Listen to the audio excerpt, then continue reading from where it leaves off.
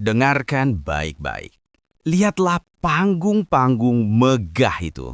Lampu sorot yang menyilaukan, musik yang menghentak, dan ribuan orang yang bertepuk tangan. Lihat juga sampul buku terlarif dan jutaan video yang menjanjikan Anda sebuah rahasia. Semua motivator populer yang Anda puja itu sebenarnya hanya melakukan satu hal. Mereka menjual ilusi. Sebuah ilusi yang dibungkus dengan sangat indah. Terdengar sangat memberdayakan, namun pada akhirnya sangat berbahaya. Dalam beberapa menit ke depan, kita tidak hanya akan mengkritik. Kita akan membongkar model bisnisnya, psikologi di baliknya, dan yang terpenting, bagaimana Anda bisa membebaskan diri dari cengkeramannya. Dagangan utama mereka adalah sebuah produk yang saya sebut paket harapan instan. Produk ini sangat laku karena menawarkan solusi sederhana untuk masalah yang rumit. Apa saja isinya? Pertama, janji kendali absolut. Mereka mengatakan, nasib Anda 100% ada di tangan Anda.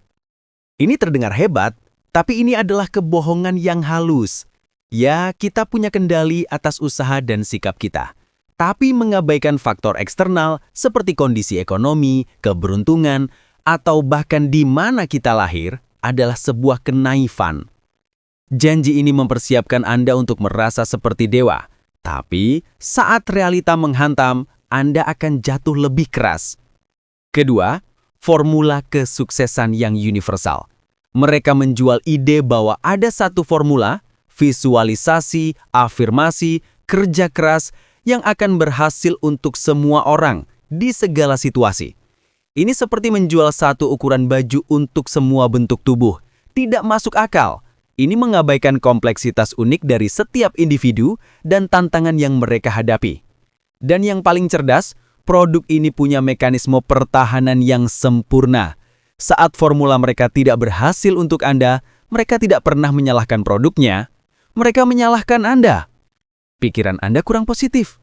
Usaha Anda kurang keras. Anda tidak menginginkannya dengan cukup kuat. Produknya suci, penggunanya yang berdosa. Paket harapan instan ini tidak gratis. Ada harga tersembunyi yang harus Anda bayar, yang tidak pernah mereka tulis di brosur. Pertama, Anda membayar dengan pajak rasa bersalah. Ini adalah harga paling umum. Saat bisnis Anda gagal, meskipun sudah memvisualisasikan kesuksesan setiap pagi, Anda akan dihantui rasa bersalah. Anda akan merasa menjadi penipu. Anda menambahkan beban mental di atas kegagalan finansial. Ini seperti membeli obat dari penjual yang jika obatnya tidak manjur, dia malah menyalahkan Anda karena kurang yakin saat meminumnya. Kedua, Anda membayar dengan kebutaan terhadap realita. Anda diajarkan untuk menyangkal dan menekan emosi negatif. Sedih, marah, kecewa, semua dianggap musuh. Anda dipaksa menjadi buta.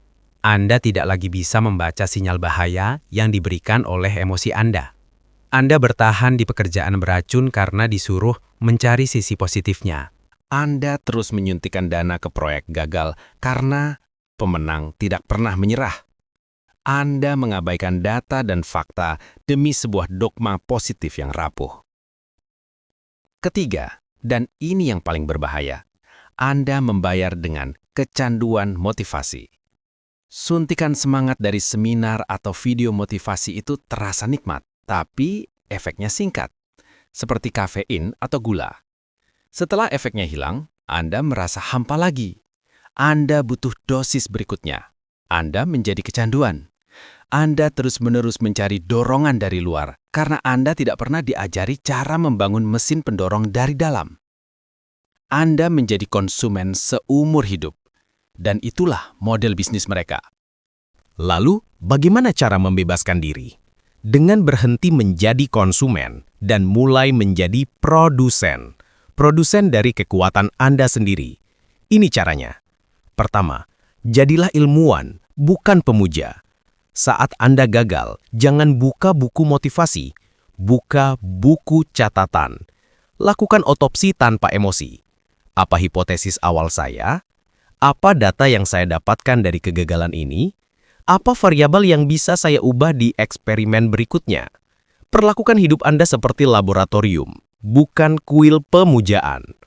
Kedua, latih otot resiliensi, bukan mengejar euforia. Kekuatan sejati tidak terasa seperti euforia di sebuah seminar. Kekuatan sejati terasa seperti keheningan setelah Anda berhasil melewati badai. Kekuatan ini dilatih, bukan didengarkan. Latih dengan melakukan hal-hal yang sulit, latih dengan menghadapi ketakutan-ketakutan kecil setiap hari. Resiliensi adalah otot yang hanya bisa tumbuh melalui beban dan tekanan, bukan melalui tepuk tangan. Ketiga, cari kejernihan, bukan motivasi. Motivasi itu datang dan pergi. Kejernihan atau clarity adalah kekuatan yang abadi. Daripada bertanya, bagaimana cara agar saya termotivasi? Bertanyalah, apa satu langkah paling logis dan paling penting yang harus saya ambil sekarang terlepas dari perasaan saya? Tindakan yang didasari kejernihan akan melahirkan motivasi yang otentik, bukan sebaliknya. Jadi inilah pilihannya. Anda bisa terus membeli produk ilusi mereka. Anda bisa terus menjadi konsumen dari harapan-harapan kosong dan menyalahkan diri sendiri saat semua itu tidak berhasil. Atau Anda bisa mulai melakukan pekerjaan yang sulit. Pekerjaan membangun kekuatan dari dalam. Kekuatan sejati tidak dibeli dari atas panggung. Kekuatan sejati ditempa dalam kesunyian. Saat Anda berani menganalisis kegagalan, menerima rasa sakit sebagai data, dan mengambil tindakan nyata tanpa butuh tepuk tangan. Mereka menjual peta menuju surga ilusi. Anda mulailah menggambar peta Anda sendiri di dunia nyata.